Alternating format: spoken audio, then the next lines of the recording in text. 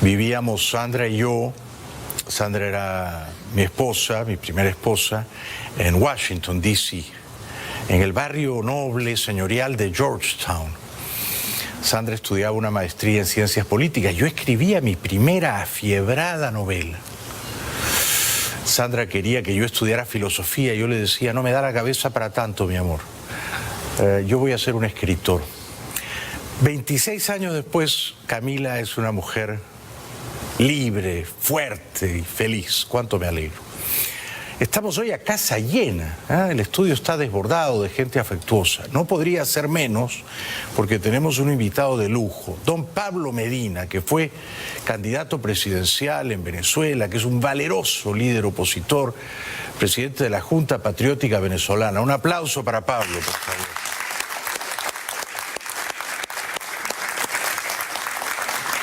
Además es un muy querido amigo y me consta que es un luchador infatigable por la causa de la libertad en Venezuela. Me interesa mucho conversar con Pablo Medina esta noche.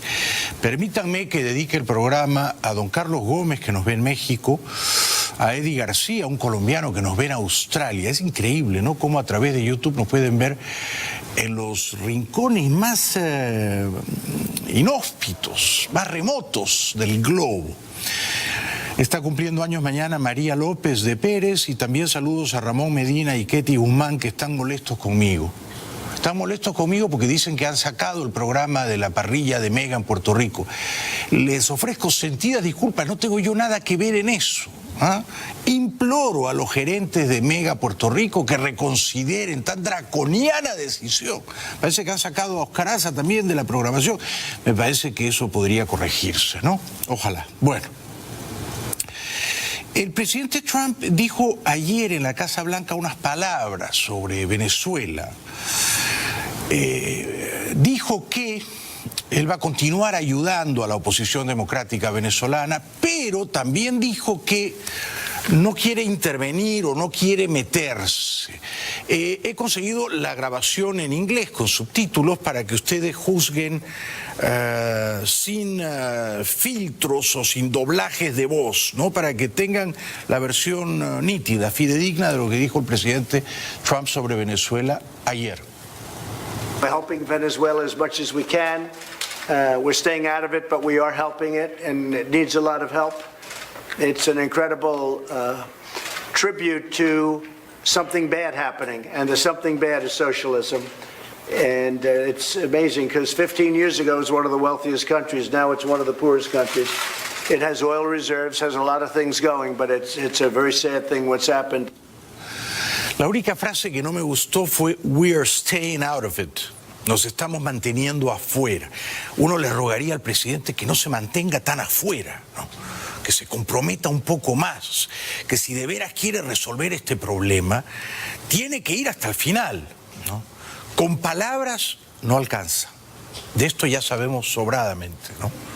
Aún con los mejores, más hipnóticos, más sobrecogedores discursos, no vamos a derrotar a la dictadura maléfica de Maduro. Sin embargo, he encontrado hoy, entre las muchas noticias que tengo que escudriñar, una que resulta alentadora, y es que los halcones que aconsejan al presidente Trump, mis buenos amigos, estarían persuadiéndolo de la conveniencia de un bloqueo naval.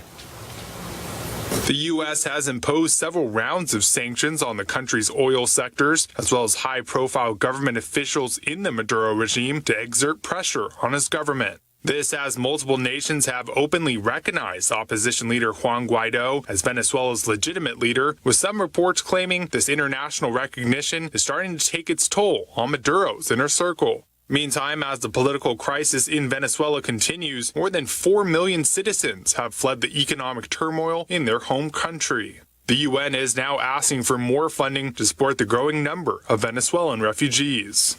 Bueno, el bloqueo naval sería una medida muy conveniente, porque impediría que Venezuela siguiera enviando su petróleo a países lejanos que todavía se lo compran, Rusia, la India, China, quizás Turquía, e impediría, y esto sería todavía mejor, que los cubanos siguieran recibiendo los miles de barriles regalados, ¿ah?, que les envía Maduro. Estaremos atentos. Además, se ha anunciado, después de una visita extraña del general Padrino a Moscú, que Rusia enviaría buques de guerra a Venezuela. Este es el momento para impedirlo, para evitarlo con un bloqueo naval. No tomaría sino enviar a 3 o 4 portaaviones para ejecutar eficazmente dicho bloqueo, de modo que no sería una decisión ni política ni militarmente riesgosa. No perderían la vida soldados, marinos norteamericanos.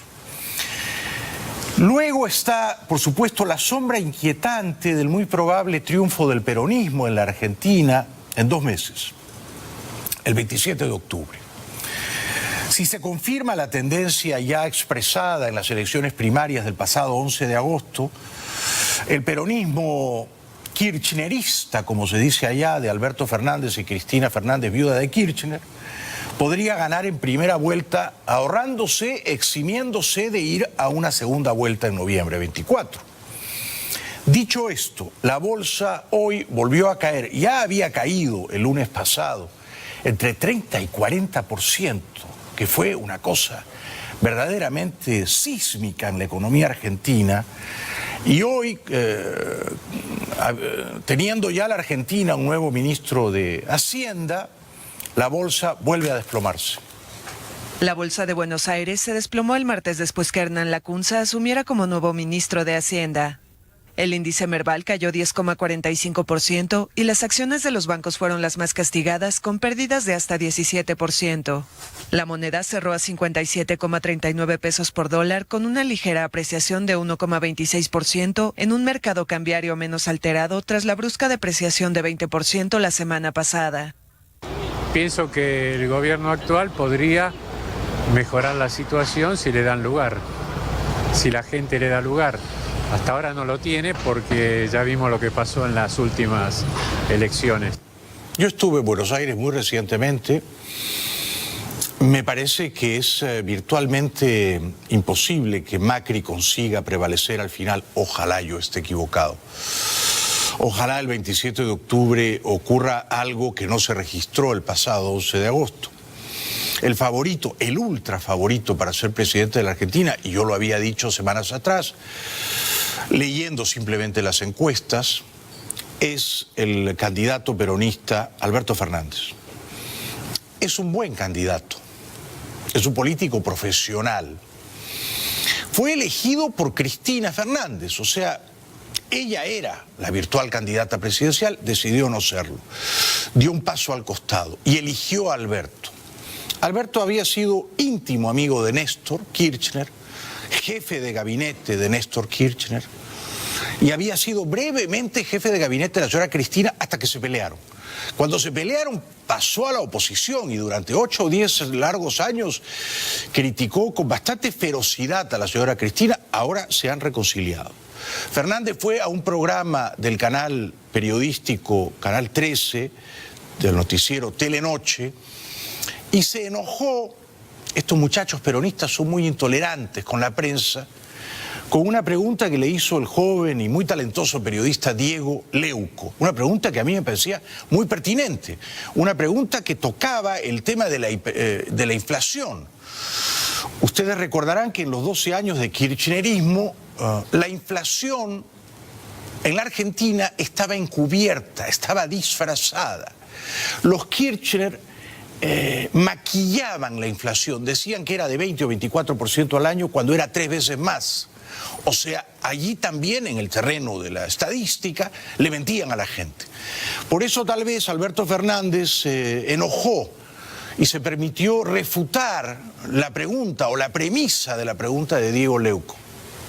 Emitiendo dinero, como hizo el kirchnerismo durante los 12 años de gestión, o bien tomando deuda, que es lo que hizo Mauricio Macri. ¿Usted cuál de los dos caminos elegiría si es que es electo presidente?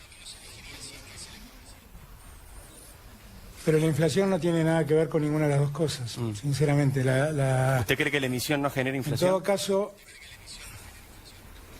no dije semejante pavada. Lo que digo es que la Argentina tiene demostrado, si me deja terminar me haría un favor enorme, Diego. Ya habló muchos meses solo, déjeme hablar a mí este ratito. Bueno, para mí es inquietante que el casi seguro presidente de la Argentina a partir del 10 de diciembre reaccione así. La pregunta no lleva mala leche. Leuco le dice, ustedes hicieron emisión inorgánica, o sea, imprimían alegremente pesos argentinos, sin un correlato de un crecimiento paralelo de la producción de bienes y servicios. Por lo tanto, la oferta monetaria era desmesurada y cualquier economista o cualquier observador mínimamente perspicaz de la economía sabe que cuando el Banco Central emite inorgánicamente, irresponsablemente papel moneda que no tiene un correlato en el crecimiento de la economía, eso genera inflación, porque ese papel moneda tiene cada vez menos poder adquisitivo. Se deprecia, se devalúa. Con más pesos, ustedes los venezolanos lo saben mejor que nunca, con más bolívares compras menos. Eso es la inflación. La inflación es un fenómeno monetario. Y es muy preocupante la respuesta de Alberto Fernández, porque la pregunta de Leuco es impecable. La emisión inorgánica, inmoderada, genera inflación en todas partes del mundo. La hiperinflación es un fenómeno monetario derivado de la excesiva oferta de papel moneda. Para cortar la inflación simplemente hay que dejar de imprimir. Hay que dejar de imprimir papel moneda.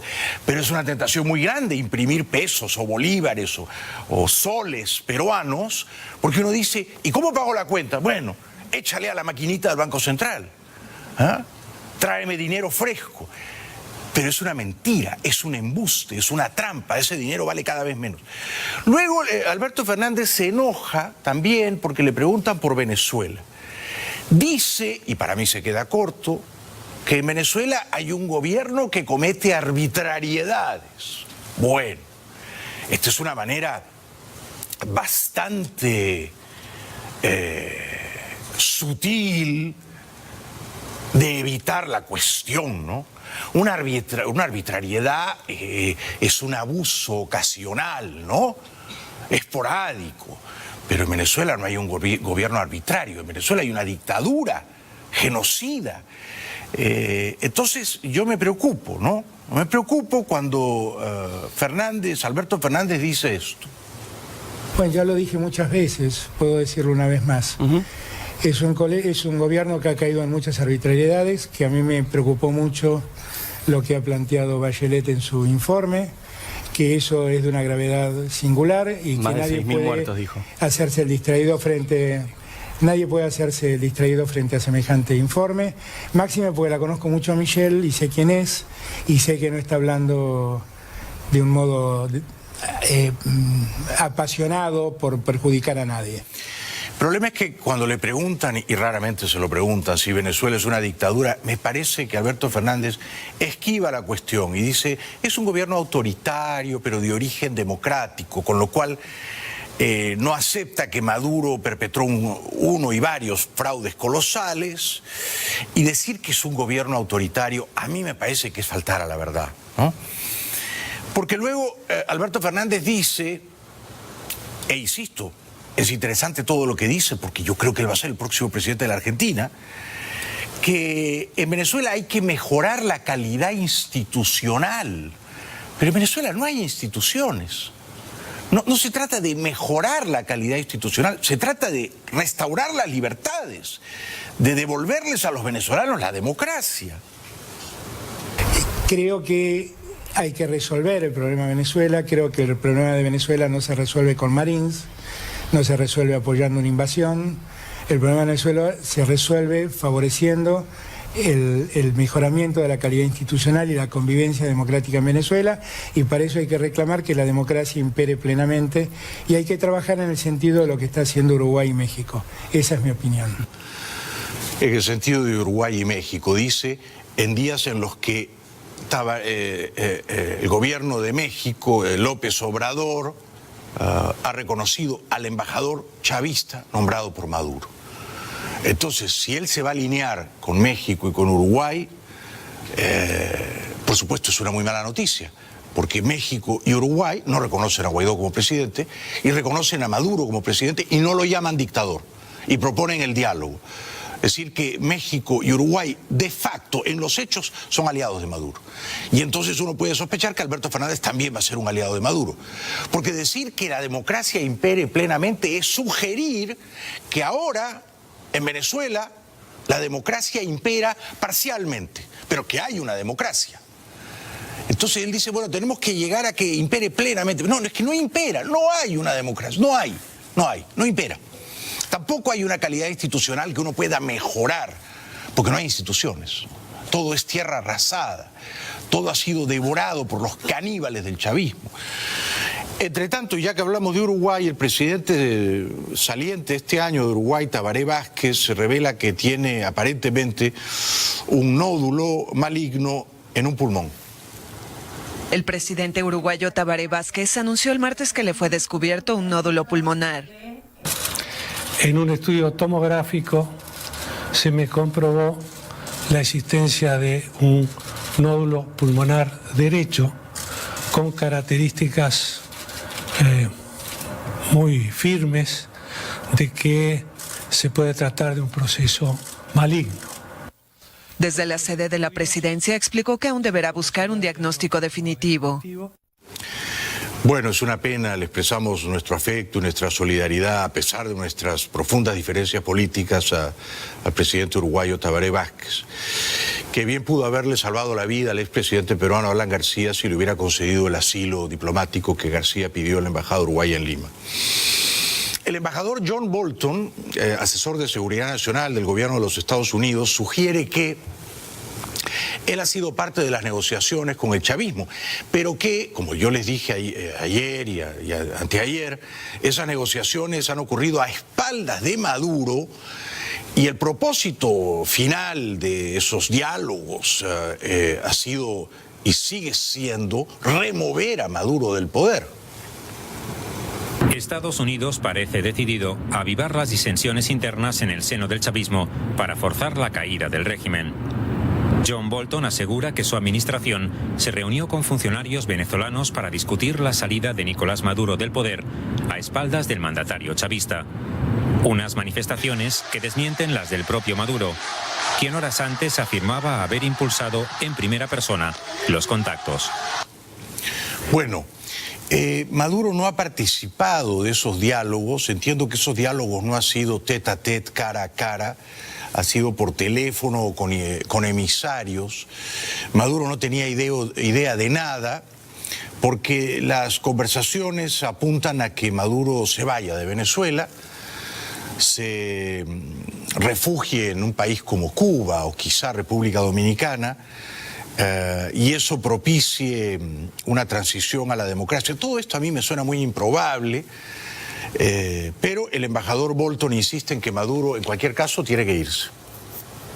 Como el presidente Trump ha declarado en repetidas ocasiones, para poner fin al robo de los recursos del pueblo venezolano y la continua represión, Maduro debe irse. Los únicos puntos discutidos por aquellos que se han acercado a espaldas de Maduro son su partida y elecciones libres y justas. Bueno, elecciones libres y justas. ¿Habrá algún día elecciones libres y justas en Venezuela? Por supuesto. Eso tiene que ocurrir pronto. Pero esas elecciones no pueden ser supervisadas por Maduro, ni por Cabello, ni por el actual Consejo Nacional Electoral, ¿no? O sea que todo eso hay que limpiarlo, depurarlo, ¿no? Someterlo a una profilaxis, quiero decir. Bueno, Maduro le dice a Trump, si usted quiere, hablemos, yo estoy listo. Hablando un lenguaje claro, si el presidente Donald Trump algún día quisiera hablar seriamente y hacer un plan para regularizar y resolver este conflicto, estamos preparados siempre para dialogar, para acordar, para resolver, para solucionar, siempre. Cada vez habla más como hablaba Pablo Escobar, ¿no? Cada vez se parece más a Pablo Escobar por otra parte, ¿no? No hay nada que hablar con él, ¿no? Hay que derrotarlo y hay que juzgarlo y hay que encarcelarlo. No hay nada que hablar con él.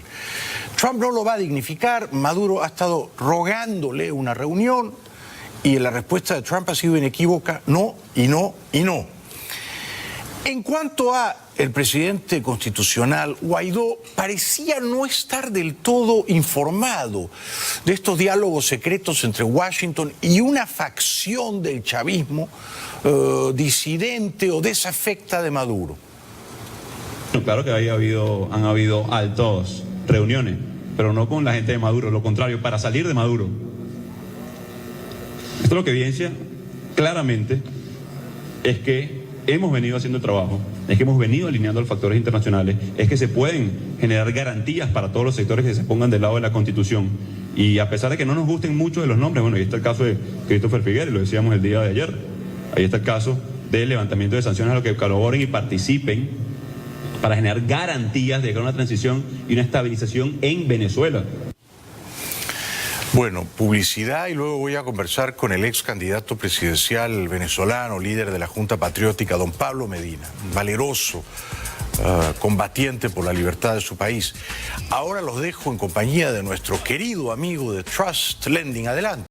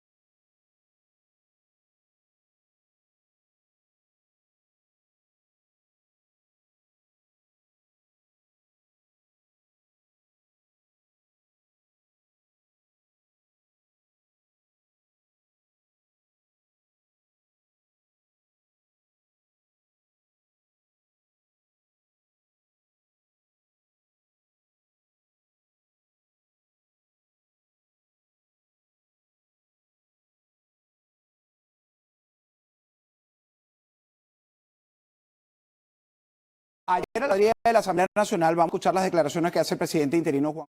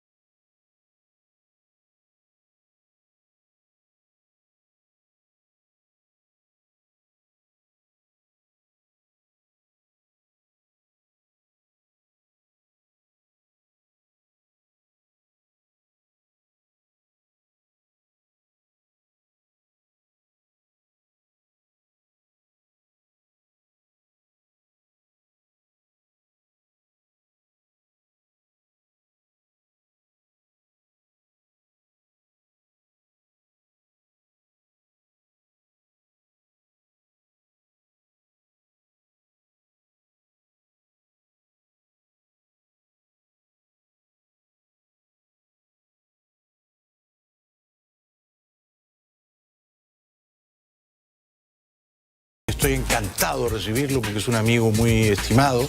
Don Pablo Medina, ex candidato presidencial en Venezuela, líder de la Junta Patriótica, un gran demócrata. Un aplauso para él, por favor.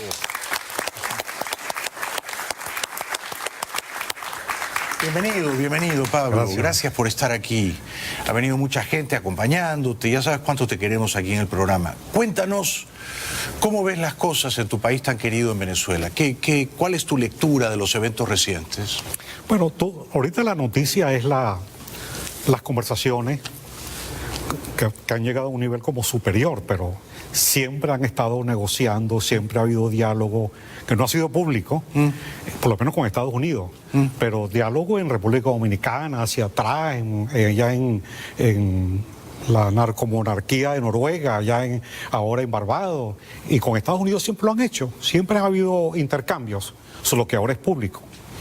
Ahora, por un lado, eso es una estrategia que hace Estados Unidos en muchas partes, en situaciones parecidas como la de Venezuela. Sí, el propósito es dividir al chavismo, ¿no es cierto? Sí. Que Maduro se ponga paranoico y no sepa con quiénes están negociando los gringos. Ahora, generalmente esa estrategia en casos parecidos como el de Venezuela no da resultado. Y ganan tiempo, como han venido ganando tiempo en esas negociaciones, en esas fraudes electorales, ahí están atornillados.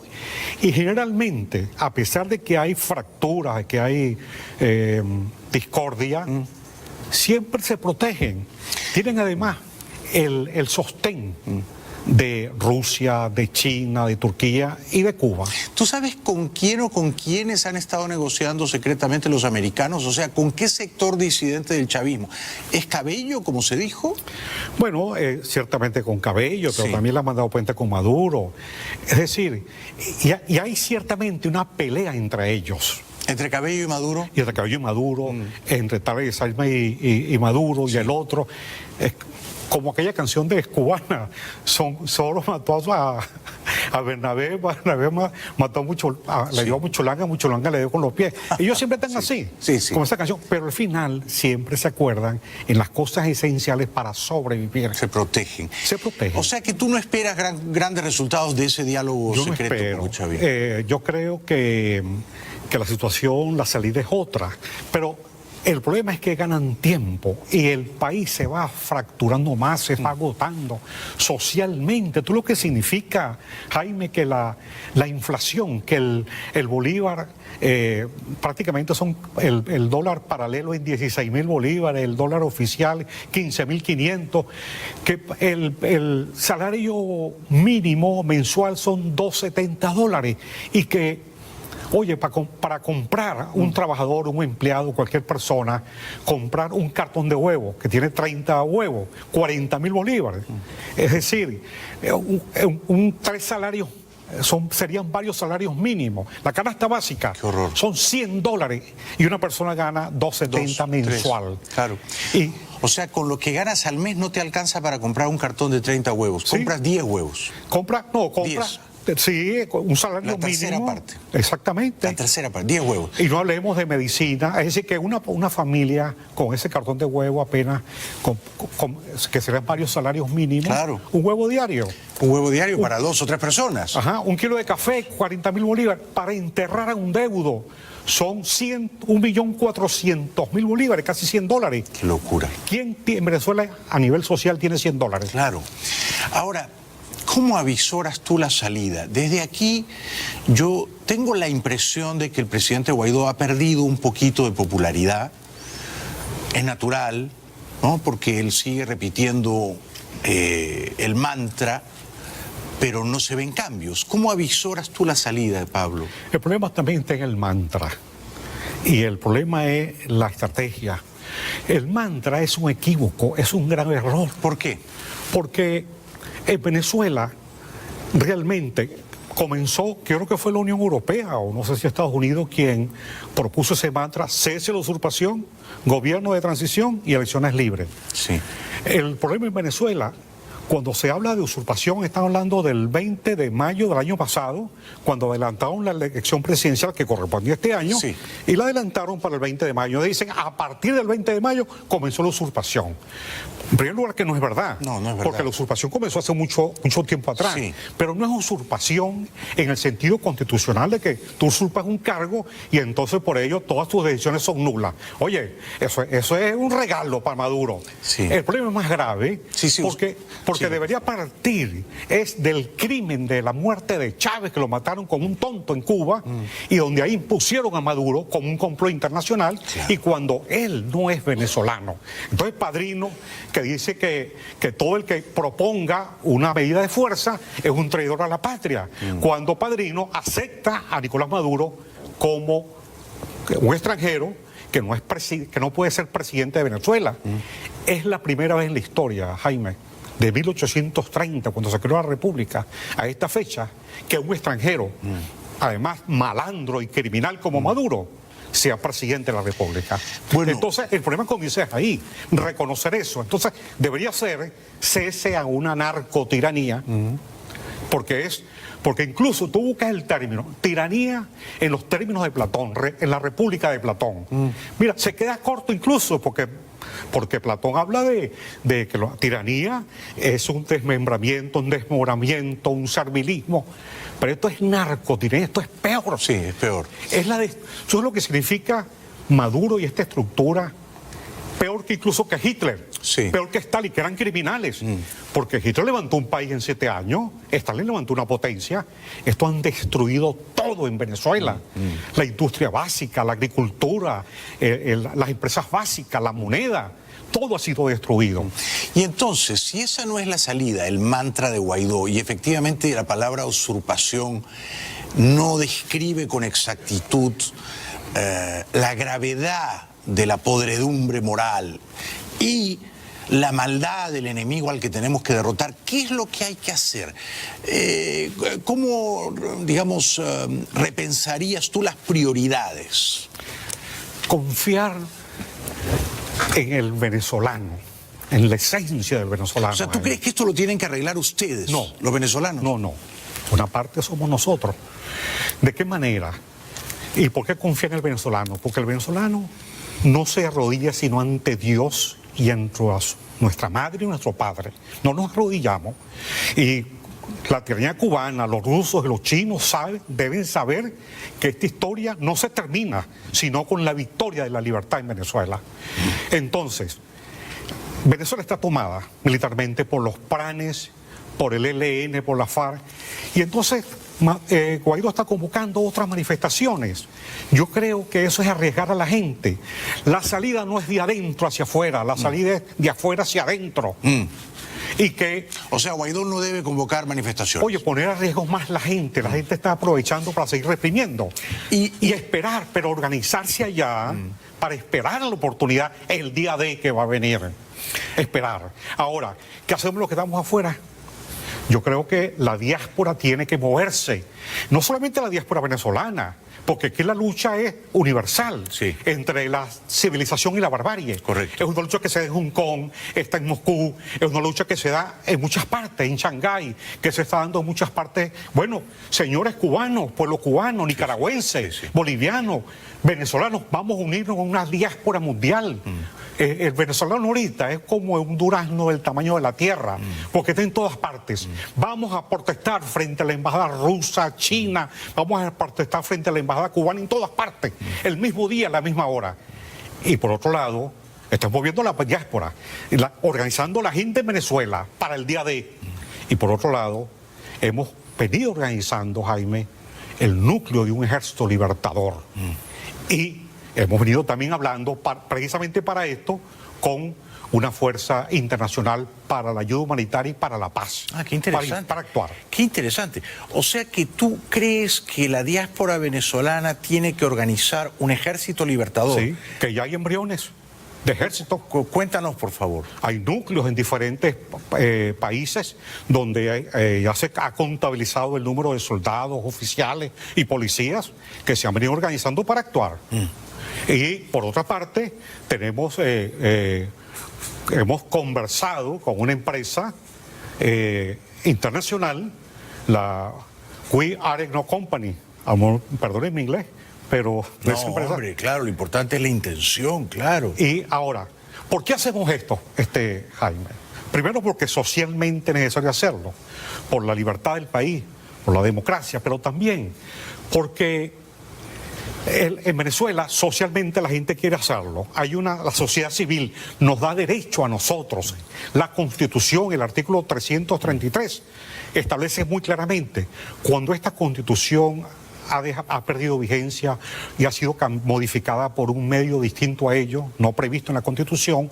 Todos los venezolanos tenemos el deber de colaborar en el establecimiento de la misma. Sí. Y luego, el Tribunal Supremo Legítimo, bueno, señores, condenó a una pena de 18 años Maduro. Maduro está en desacato con la decisión por el caso de Odebrecht, que fue enjuiciado.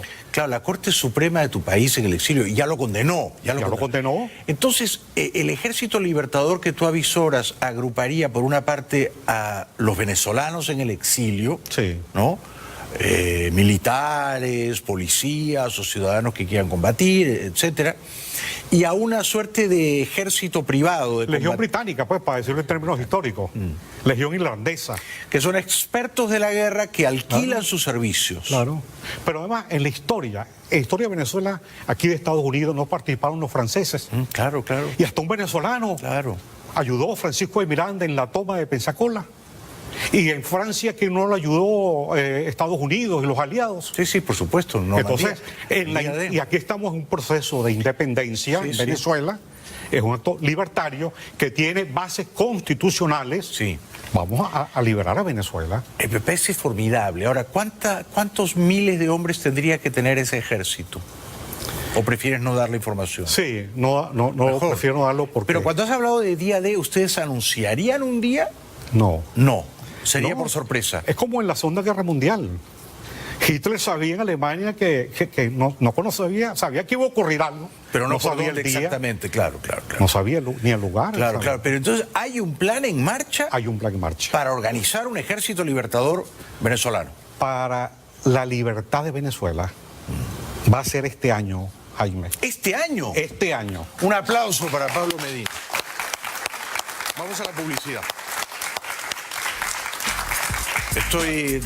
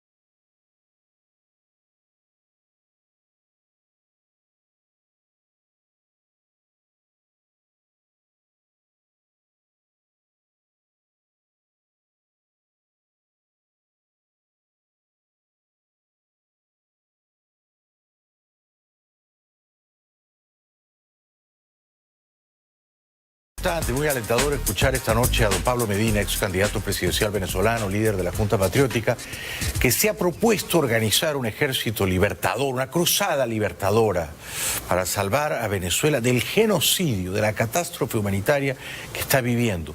La tarea es urgente y es inaplazable.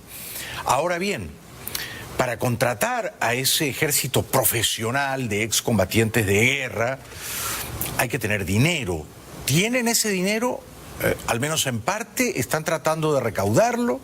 ¿Qué planes tienen en ese sentido, Pablo? Bueno, ya ha habido buena parte de esos gastos operativos, ya ha habido patrocinantes. O sea que ya has conseguido lo más difícil. Lo más difícil. Una parte del dinero. Sí, queda, es una cantidad pequeña, pues, en términos generales, que serían de aproximadamente $400,000. Pero eso abre la puerta, digamos. Sí, pero lo demás, los gastos grandes, ya hay garantía de patrocinio. Es decir, que la operación, por eso hablamos de que este año vamos a ver la libertad de Venezuela. Es muy importante entonces que los venezolanos que disponen de recursos económicos, que viven en el exilio y que quieren colaborar con esta causa noble, bueno, que busquen a Pablo Medina, Freddy Solórzano, y que se comuniquen con ustedes, ¿no es cierto?, para que puedan financiar esta operación.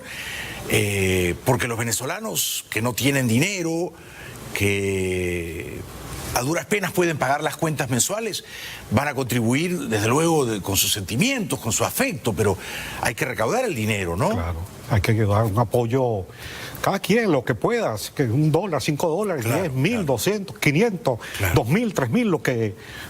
Pero hay que hacerlo rápido, sí, porque las cosas están en marcha. Sí. ¿Y han censado a los militares y policías venezolanos en el exilio que estarían dispuestos a combatir? Sí. ¿Los tienen más o menos registrados? Sí. ¿De cuánta gente estamos hablando? De 10,000. ¿10,000? Sí. Yo pensé que me ibas a decir 2,000. Son muchos. La mayoría está en Colombia. En varias partes. Además, mira, la historia nuestra es muy, muy interesante, Jaime. El libertador Simón Bolívar, cuando fue a preparar la batalla de Ayacucho, en 3 meses y medio organizó un ejército de la nada. Sí, sí. Hace falta mística, hace falta visión. Organización, voluntad, y dinero. audacia. Y dinero. y disciplina. Sí. Pero lo más importante es que ya son gente que son soldados y oficiales de muy rango. Claro. ¿Has hablado con Washington de esto? O sea, ¿te han dado luz verde? ¿Te apoyan?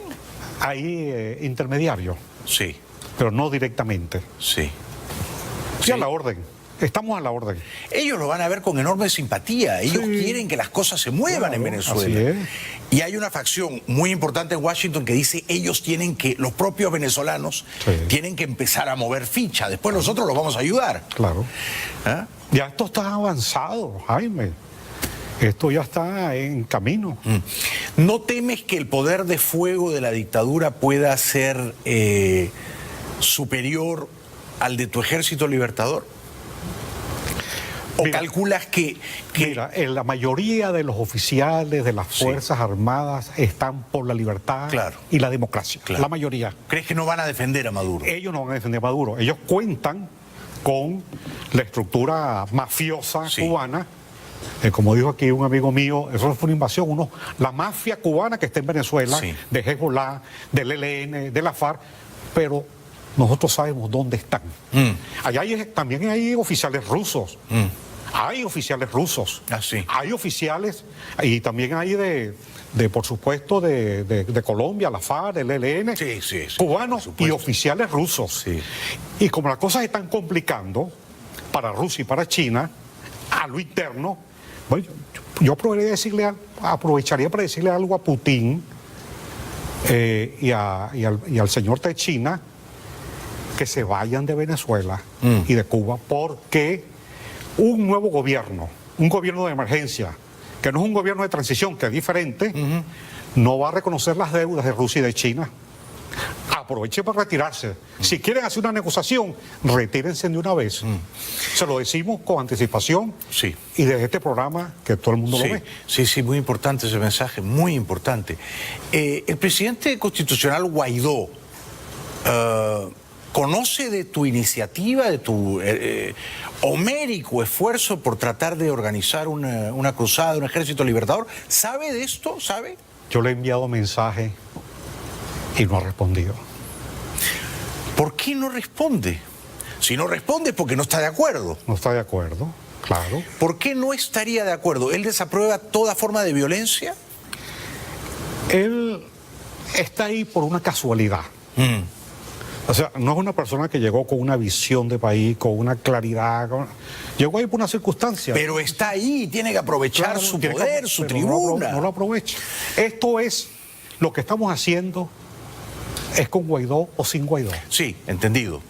Por eso te preguntaba. Ahora, lo que pasa es que él pertenece a una cierta familia de políticos que se jactan de ser pacifistas, que dicen, no, la violencia no arregla nada. A tiros y entre hermanos no nos vamos a entrematar. No, nos oponemos al ejército libertador. ¿Qué les contestarías tú? Pero es que la violencia siempre ha estado en esto sin hacer nada. Han habido más de 300.000 muertos en Venezuela desde que llegó Chávez. Sí, claro. 350.000 muertos porque ellos se encargaron de armar un AMPA que la protege y la arman. Y la gente está desarmada. Desarmaron a la gente, a la población. Y la guerra está declarada. La guerra está declarada. Claro. No es que hay una guerra civil, no. Son unas mafias, unos carteles, y apoyados internacionalmente, que hacen una guerra contra el venezolano. Es un genocidio. Matar a la gente es un genocidio. Y por las enfermedades, por muchas formas. Ahora, yo creo que siendo tan plausible la idea tuya, te apoyo 100%, sería muy importante, ya que no tenemos el apoyo de Guaidó, sí sería muy importante llevar esto a Washington, hablar con ellos y contar con el apoyo de ellos. Que ellos sepan cuándo y por dónde piensan entrar ustedes, para que ellos les den una cobertura, ¿me explico? No vendría mal un apoyo, para nada. Por ejemplo, de la aviación de Estados Unidos. Ustedes entran primero, ustedes son la avanzada, pero luego que Estados Unidos los auxilie no vendría mal. No, de hecho, Estados Unidos está ayudando con las sanciones. Las sanciones, claro, eso tiene un límite, unas sanciones que le ha afectado en cierta forma, claro. Ellos han respondido ¿cómo? Lavando dinero, lavando dólares, porque Venezuela es una gran lavadora en este momento. De oro, de diamante, de coltán, la devaluación de la moneda, el narcotráfico, una gran lavadora Venezuela. De eso vive el cartel. De eso vive y están riquísimos. Bueno, fíjate tú que en el caso del arco minero, Ellos se repartieron el arco minero y se repartieron así el país. En el arco minero no es verdad que esté solamente Maduro, claro que está Maduro y tiene ahí su testaferro, que es Rivas, Eduardo Rivas, que tiene la empresa Domingo Sifontes. Pero también Diosdado Cabello tiene a Carlito Fernández, su testaferro. Y Tarek El Jaime tiene a Jesús... no, los testaferros me refiero. Sí. Jesús Modesto Falcón, un tipo ahí. Bueno, no tenían el radar a ninguno de estos tres. Bueno, eso es... a los grupos turcos le dieron la empresa Minerven, que es la empresa de oro del Callao, que es una empresa histórica de 1800 y pico. Esa empresa está en manos de los turcos y ese contrato no se discutió en la Asamblea Nacional. Claro, pero esto sí es preocupante lo que estás diciendo, porque significa que las sanciones que impone Estados Unidos no van a derribar a la dictadura, porque la dictadura tiene otros fondos criminales crematísticos, ¿verdad? Así es. O sea, no están sin dinero, siguen teniendo dinero. Mira, por narcotráfico se ha contabilizado gente seria, empresa, 39 mil millones de dólares ingresan. Por concepto de narcotráfico. ¿Al año? Al año. E incluye tú el oro, coltán, torium. Venezuela es tierra arrasada. Sí. Hay 150 empresas de oro allá, en manos de todos estos testaferros. O sea que estas sanciones no van a dejar a Maduro y Cabello sin dinero. Para nada. Además que ya han robado tanto dinero, Cabello tiene casi todo en efectivo. Sí. Por lo tanto, las sanciones tienen un efecto, por supuesto, diplomático o moral, ¿no? Son una represalia moral, pero en términos reales de derrotarlos y expectorarlos del poder, hay que usar la fuerza. Hay que usar la fuerza. Y eso, así como se repartieron el arco minero, se repartieron todo el país. Sí. Están repartidos. Entonces, no queda otra solución sino que es un esfuerzo de afuera hacia adentro. Sí, sí. Porque la orden que hay es reprimir, es matar, seguir matando a la gente. Sí. Por eso digo que no vale la pena, eso está convocando manifestaciones, pero sí organizarse en toda Venezuela. Entiendo que ustedes han abierto una cuenta bancaria en Wells Fargo para toda la gente, todos los venezolanos y los ciudadanos del mundo, ¿no? Que quieran colaborar con el Ejército Libertador. Ahí está en pantalla, la cuenta de Wells Fargo. Tomen nota, por favor. No la quiten rapidito de pantalla, déjenla un ratito para que la gente pueda anotarla, ¿no? Despacitos. 2397-304532, Wells Fargo. Pueden matricularse, apoquinar $1. Pueden contribuir con 5, con 10 o con 20, con lo que buenamente puedan, ¿no? Yo les doy fe de que Pablo y Freddy van a hacer un uso absolutamente limpio, bien intencionado de ese dinero para contratar a profesionales de la guerra, básicamente, ¿no? Para la libertad. Además es legal, es constitucional. Y Estados Unidos sabe que esto es una operación totalmente legítima, constitucional. ¿Cuánto dinero les falta? 400 mil dólares. 400 mil. O sea, ha reunido ya la mitad. No. Para los gastos grandes, ya esa cantidad está. Ya está. Esto es como las cosas mínimas. Por eso, faltan 400 mil dólares. Sí, bueno, 400 mil dólares. Hombre, entre los venezolanos ricos no es nada. Nada. No es nada. Nada. Además, que 20 venezolanos ricos, cada uno pone 20 mil dólares y ya saben 400 mil dólares. Ellos nos conocen, que ellos saben que nosotros somos gente que no honorable. Gente que ellos saben que nosotros, ese dinero que ingrese, va a ser para eso. Estoy seguro de eso. Y lo juramos ante Dios. Un aplauso para Pablo Medina. Tenemos que ir un ratito a la publicidad. Por supuesto, para cualquiera de nosotros 400 mil dólares es una fortuna. Pero yo digo, para los magnates venezolanos, para los magnates, ¿no es cierto? Que viven en España, que viven en Estados Unidos, que tienen un muy buen pasar, es una bolsa que se reúne entre 10 o 20 rápidamente y que puede cambiar el futuro de su país, que les puede devolver el país que les han robado. Eso no tiene precio. 10 minutos. Por eso. Sí. Entre 10 cada uno pone 40 mil y ya, o entre 20 cada uno pone 20 mil y ya se resuelve, o entre 40 cada uno pone 10 mil. Con 10 mil dólares te compras un auto usado. ¿Qué son 10 mil dólares para un magnate venezolano en el exilio? Regresamos después de la pausa con Pablo Medina. Un aplauso para él y vamos a la opción al consumidor. Ya volvemos.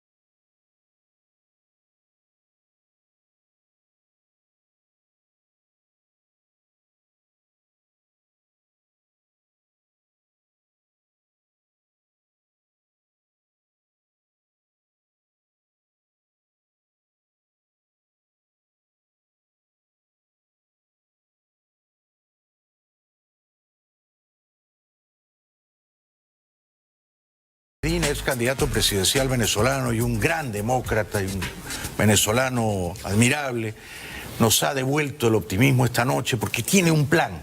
Y a mí me parece que el plan que él ha trazado, diseñado, que es el de articular un grupo numeroso de gente, un ejército, una cruzada libertadora, con gente que sabe combatir, ¿no es cierto?, con profesionales, militares venezolanos.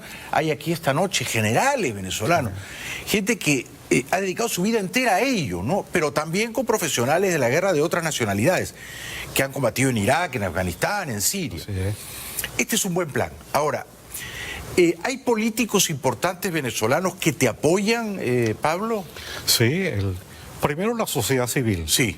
Que se ha dicho encuesta, el 90% de Venezuela quiere intervención. Claro, claro. Cuando se puso de moda el 187 y ahora el TIAR, la gente quiere, sabe, está consciente de esto. Sí. Ahora, en términos así individuales, bueno, nosotros hablamos con Carlos Ortega, ¿está de acuerdo? Magnífico. Con Alberto Franceschi, ¿está de acuerdo? Muy bien, un gran tipo, Alberto. Sí, sabemos, por ejemplo, que no he hablado con ella por teléfono, pero a través de otras personas, de gente como María Corina, ¿están de acuerdo? Extraordinario. Con Diego Arias hemos mandado un mensajero también, ¿está de acuerdo? Excelente. Entonces, y así, Adriana Assi. Este es un esfuerzo que tienen que liderar ustedes. Claro. Arria, María Corina, tú, Freddy. Freddy Solórzano. Gente que... El padre Palmar. Ah, el padre Palmar. Claro. Qué bueno. Él es vicepresidente de la Junta Patriótica. Sí, sí, él está en tu partido, por supuesto. Claro. Sí. Gente que no se engaña. Es decir, claro, gente que entiende que hay que tomar la decisión ahora y que esa decisión tiene que entrañar el uso necesario de la fuerza. Ahora, hay muchas cosas que pueden facilitar. Por ejemplo, que Juan Guaidó, oye, nosotros aceptamos que nombre pues un grupo de militares, él, para que coordinemos. Claro. Sería ideal para darle más amplitud, pues, en pero todo si caso. Ha nombrado embajadores en medio mundo, podría nombrar un ministro de Defensa. Claro, que es nuestra propuesta en el primer momento. Claro. Desde que yo le mandamos, mira, nombra un vicepresidente, sí, un ministro de Defensa, un ministro de Finanzas y un canciller. Claro. Más nada. 4, con eso ya. Con eso es suficiente. Y ustedes se entienden con el ministro de Defensa. Pero nada. ¿Ese ministro de Defensa nombrado por Guaidó tendría que estar allá en Caracas o podría estar en el exilio? Claro. En el exilio. Claro. Claro. Y hay generales honorables que podrían... Claro, es que él mismo, a mi juicio, mira, es académicamente difícil explicar que a una narcotiranía haya un parlamento, una asamblea nacional. Él debería contribuir y cerrar esa asamblea, porque un poco lo que le está diciendo Henry Ramos, cuando le dice en un acto, mira, yo voy a mi casa, tú que eres el presidente sigue. Es como el Judas, sí, que le está dando el beso, que sabe, porque sabe lo que viene. Entonces, oye, tú vas a dejar que te hagan preso. Porque eso puede ocurrir. O prefiere que te vayas a Colombia y cierre el Parlamento para sincerar de que efectivamente es una narcotiranía lo que es Venezuela. Sí. Ah, ¿tú le sugieres eso a Guaidó? Sí. Porque hay el riesgo de que Guaidó siga en piloto automático, en modo avión, y a fin de año, en enero, expira su mandato como presidente de la Asamblea. Como el camarón que se lo lleva a la corriente. Claro, y sabe Dios quién será el nuevo presidente de la Asamblea. Vamos a ver si ese nuevo presidente de la Asamblea quiere asumir poderes de presidente interino, encargado. O sea que eso se va a diluir. Otro Guaidó, lamentable para el país. Pero yo quiero insistir, y pues estamos hablando, gracias por la oportunidad, Jaime. Gracias a ti, hombre. Y además tenemos muchos planes, tenemos planes de reconstrucción del país. Ayer me llamó una persona y me envió el plan Marshall. Tenemos economistas, tenemos ingenieros alrededor de esto para hacer una reconstrucción del país. Y lo primero que vamos a hacer es un gobierno de emergencia que tiene que resolver el problema del hambre, el problema de la miseria, las medicinas, ¿Y llegando. ¿Quién encabezaría ese gobierno? Bueno, eso hay gente en Venezuela. Claro. Ahora, para que ese ejército libertador sea victorioso, prevalezca, tienen que ocurrir 3 cosas, en mi opinión. Una, apoyo de Washington. Claro. Muy importante. Claro. Otra, que la población civil venezolana lo apoye a medida que entra. Y la tercera, que los militares venezolanos deserten de Maduro. y apoyen al Ejército Libertador. ¿Serán posibles esas tres cosas? Por supuesto. La gente esta con la cual estamos conectados tiene contactos aquí también, en Washington. Y además, tú eres nuestro mejor embajador también. Conmigo cuentan para todo. Exacto. Pero si ustedes entran y es una avanzada y ponen pie en Venezuela y no hay gente que salga a defender a Maduro, entonces se cae sola. La mayoría de las Fuerzas Armadas, la mayoría de los policías están esperando ese día. Yo también creo eso, yo también creo. Y la gente va a esperar, y esa es la labor de la Junta Patriótica y de la Resistencia, organizar a la gente para el día D. Pero el peligro son los cubanos, ¿eh? Sí, claro, pero entre todos los cubanos les recomiendo que mejor que se vayan. Sí. Porque tenemos fuerzas superiores ya contabilizadas para enfrentar a los cubanos y a lo que queda ahí. Claro, además que los cubanos son conspiradores, son intrigantes, pero no son una tropa con poder de fuego, ¿verdad? Son unos maleantes que están ahí. Son solo maleantes. Es decir, que si los militares venezolanos desertan de la dictadura y los apoyan a ustedes, los cubanos se quedan sin juego. Hay 160 militares detenidos, Jaime. Si la última operación, el último intento, ahí fue donde acordamos con militares. Sí. No hacer más intentos en Venezuela, porque el último intento fue el de capitán de corbeta Rafael Acosta Arévalo. Lo mataron. Y otros detenidos. No, y capturaron a 10 o 12. Así es. Ese fue, y dijimos, no más intentos allá. Sí. Entonces, oye, ¿por qué vamos a vencer? Porque tenemos las condiciones políticas, sociales, constitucionales. Y porque, como te dije antes, el venezolano no se rinde. No se va a arrodillar. No se va a arrodillar. En la historia de Venezuela fue el pueblo que más sufrió. La mitad de la población se redujo y siguen por la libertad del continente.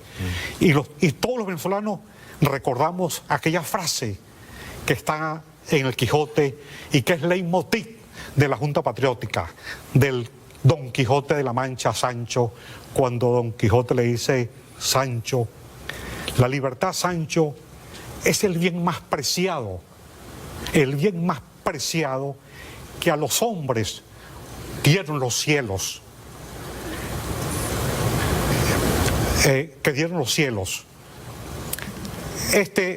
no pueden compararse, esto no puede compararse con los tesoros que encierra la tierra y el mar. Por la libertad, así como por la honra, se puede y se debe aventurar la vida. Sí, dar la vida. Es la frase de bonito, Quijote, un aplauso para para Pablo Medina, qué bonito. Brillante, muy bien, estupendo. Yo realmente estoy muy emocionado, porque veo tu pasión, tu nobleza, tu devoción por Venezuela. Luego estoy esperanzado porque creo que la solución, como bien dices, tiene que venir de afuera adentro. O sea, que comienza bien el plan, de afuera adentro y con los que saben. Claro. No con aficionados, con los que saben hacer la guerra. Y así está en la historia de Venezuela. Sí. El libertador Simón Bolívar, la campaña admirable, ¿dónde la comenzó? No fue en Venezuela, hizo desde Cartagena, que le pusieron ahí un puesto con 300 hombres y se vino guerreando por el margen occidental del río Magdalena, llegó a Cúcuta, pidió permiso y siguió. Claro, claro. Y 2 veces vino a hablar con Petión.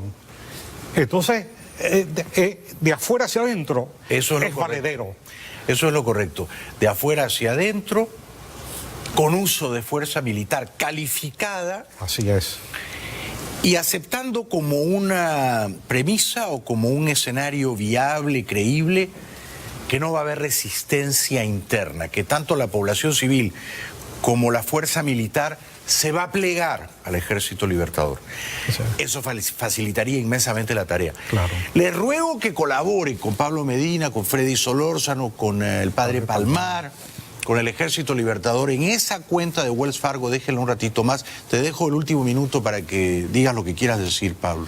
Gracias. Bueno, yo me dirijo al presidente Trump.